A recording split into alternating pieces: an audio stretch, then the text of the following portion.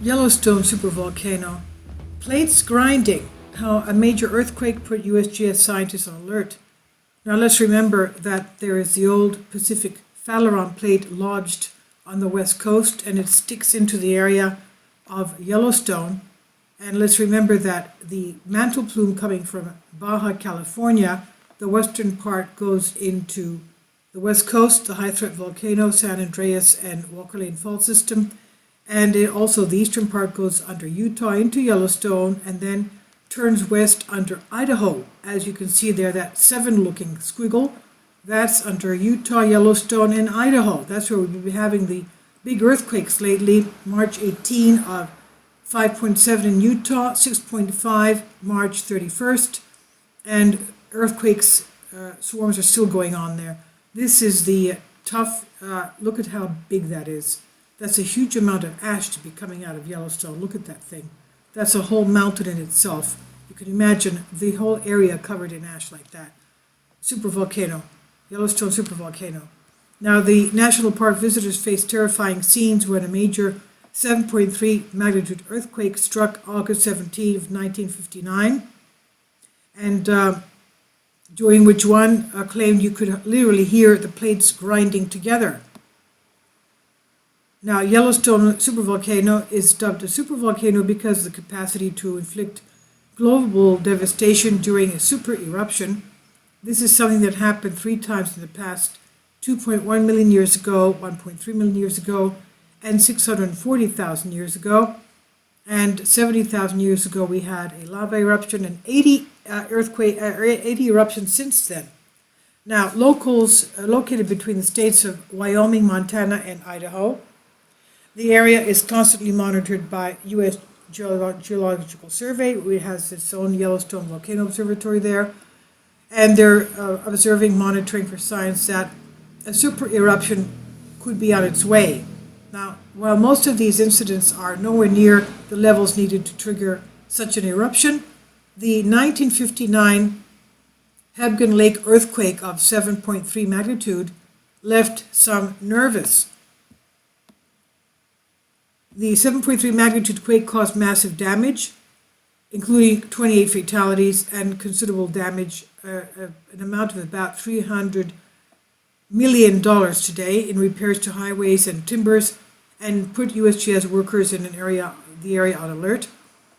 Martin Stryker was 15 when it struck while he was camping with his father, stepmother, and 2 brothers. And he detailed the horror of that experience to Earth Magazine in 2009. He says, "First I thought there was a thunderstorm, and when you're in something of that magnitude, you can almost hear the plates grinding together," he said.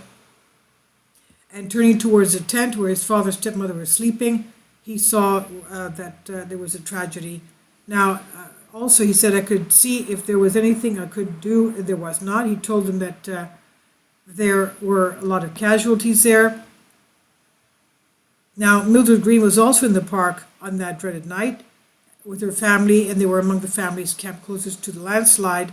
When the Madison River was displaced, a huge wall of muddy water and debris swept over their campsite, and their tent was half buried. But they managed to, she and her husband managed to grab the hand of their son, Steve, and rescue him just in time. And she says, I was the luckiest person there. So you could understand what was going on, a tremendous amount of devastation. After only 3 weeks, the dammed river created a lake more than 170 feet deep.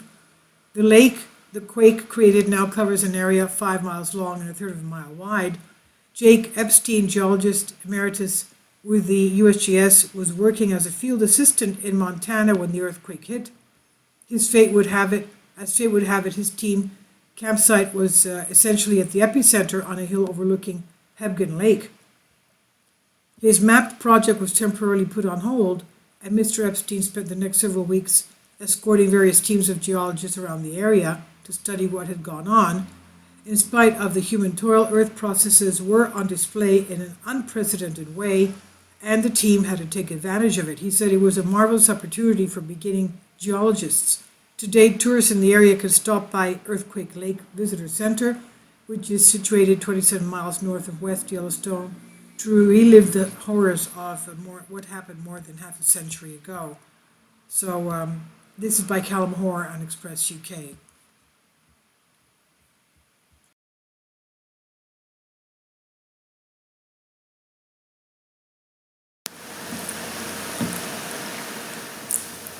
If you'd like to join me on my Patreon account, you will hear content not covered by mainstream media. These riveting stories will be based on my research, and I will state my opinions and give my personal insight on diverse and controversial subjects and world events not covered by mainstream media, and not supported by YouTube guidelines.